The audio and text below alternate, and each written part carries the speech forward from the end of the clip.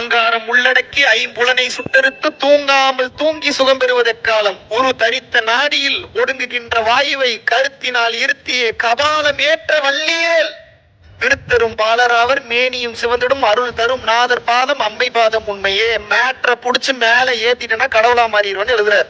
இந்த உலகத்தில் எதையுமே நான் தவறு என்று சொல்ல மாட்டேன். காரணம் என்னன்னா, இறைவனின் அனுமதி இல்லாம இங்க ஒண்ணுமே நடக்காது. ஒரு புல்லு கூட நகராது, ஒரு ஆட்டம் நகராது. எப்படி அப்புறம் நீங்க ஒரு விஷயத்த தப்புன்னு சொல்லுவீங்க? அவன் அனுமதி கொடுக்க எதுவுமே நடக்காது. அப்ப ஏன் அதெல்லாம் நடக்குதுன்னா, இதுக்கு வேற ஏதோ ஒரு விளக்கம் இருக்கு, அது நமக்கு புரியல.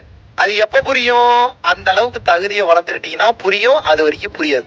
இறைவனின் பரிபூரண அனுமதிக்கு உட்பட்டு, இறைவனின் பரிபூரண சம்மதத்திற்கு உட்பட்டுதான் இந்த உலகத்தில் ஒவ்வொரு செயலும் நடக்கிறது. நான் சொல்லல, அகத்தியர் சொல்லியிருக்கிறார். என் உயிர் இப்படி போகுது, வராது, ஞானம் வராது, அப்படி பார்க்க கூடாது. ஏன் இப்படி போகுது? அப்படி பார்க்கணும். அப்பதான் ஒரு ஸ்டெபிலிட்டி இருக்கணும், பிரித்து பார்க்கக்கூடிய தன்மை இருக்கணும். எமோஷன்ல சிக்கிட்டீங்கன்னா உங்களால சத்தியத்தை பார்க்கவே முடியாது கடைசி வரைக்கும். உயிர் போகுது, அப்படி பார்க்க கூடாது. ஏன் உயிர் போகுது? அப்படி பார்க்கணும். அகத்தியர் என்ன சொல்றாருன்னா, எப்போது எது நடந்தாலும் எல்லாம் அவனுக்கு தெரியும், எல்லாம் அவன் செயல், எல்லாம் அவன் பார்த்துக் கொள்வான். அவன் இல்லாமல் இந்த உலகத்தில் எது நடக்கும் என்று எப்போது எவன் ஒருவன் எல்லாவற்றிற்கும் அவனையே காரணம் காட்டிக்கொண்டே இருக்கிறானோ, எப்போது எதை கேட்டாலும் எல்லாம் இறை செயல், எல்லாம் இறை சிந்தனை, எல்லாம் இறைவன் சித்தம் என்று எல்லா நேரத்திலும் எவன் ஒருவன் இறைவன் பேரையே சொல்லிக் கொண்டே இருக்கிறானோ, அவன் மெல்ல மெல்ல நகர்ந்து இறை எனும் ஒளிவட்டத்திற்குள் வந்து விட்டான் என்பதே பொருளாகுங்கிறார் அகத்தியர் பெருமான் அருள்வாக்கு. நடப்பது அனைத்தும் இறைவன் செயல் என்று ஏற்றுக்கொள்பவன் மட்டும்தான் இறைவனாக மாறுகிறான். நடக்கிறதுல தப்பு இருக்கு, இது எதுவும் சரியில்லைன்னு சொல்லி ஏற்றுக்கொள்ள தயங்குகின்றவன் மனிதனாகவே இருக்கிறான், இன்னும் கீழ்நிலைக்கு போய்விடுகிறான். இந்த உலகத்துல ரெண்டு வகையான மனிதர்கள் தாங்க, கொடுக்கிறவன் எடுக்கிறவன், அவ்வளவுதான். ரெண்டு வகைதான், அதை தாண்டில வகை. ஆண் பெண் கூட கிடையாது. ஆண் பெண்ணுமே ஒரே வகைதான். அந்த ஒரே வகையான மனிதனத்தில் ரெண்டு வகையான பீப்புள் தான், கொடுக்கிறவன் எடுக்கிறவன். நீ கொடுக்கிறவனா எடுக்கிறவனா முடிவு பண்ணிக்க. பணத்தை மட்டுமல்ல, பொருளை, அறிவை, ஞானத்தை, உங்களோட செல்வாக்கை, உங்களோட உள்ளுணர்வை, உங்களது எதிர்கால சிந்தனையை, உங்களோட ஞான சிந்தனையை, எதெல்லாம் கொடுக்க முடியுமோ கொடுக்கணும். ஏன் கையால மட்டும் தான் கொடுக்க முடியுமா? உணர்வால கொடுக்க முடியாதா? அறிவால கொடுக்க முடியாதா? கொடுக்க முடியுமா? முடியாதா? செய்தியாக கொடுக்க முடியாதா? இதுக்கு இந்த மதத்தை தான் பின்பற்றணும் ஏதாவது இருக்க? எல்லா மதத்தினரையும் நேசிங்க, எல்லாம் நம் மதம் தான். இம்மதமும் சம்மதம் தான்.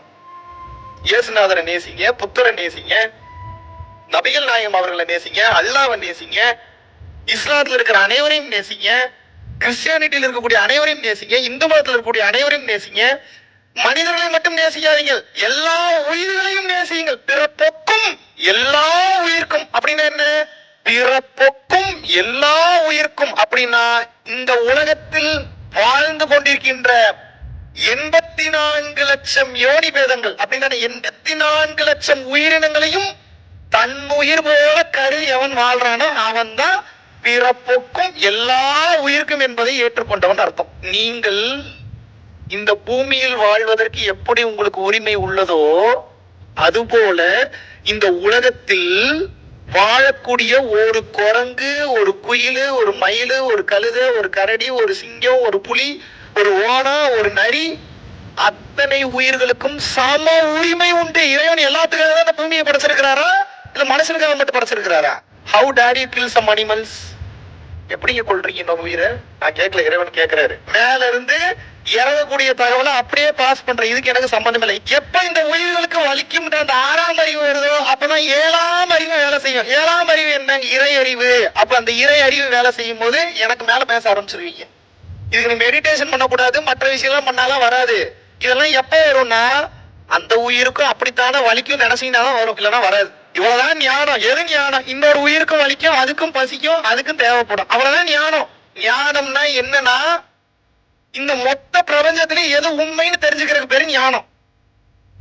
ஏன் தெரிஞ்சுக்கணும்? இல்லாட்டினா உண்மை இல்லாத பொருளை உண்மை என்று நம்பி செத்து போவீங்க, மீண்டும் மீண்டும் பிறப்பீங்க. மரம் கொடுக்குது, காத்து கொடுக்குது, தண்ணி கொடுக்குது, நெருப்பு கொடுக்குது, சூரியன் கொடுக்குது, லேண்ட் கொடுக்குது, நிலம், நீர், நெருப்பு, காற்று, ஆகாயம் கொடுத்துக்கிட்டே இருக்கு.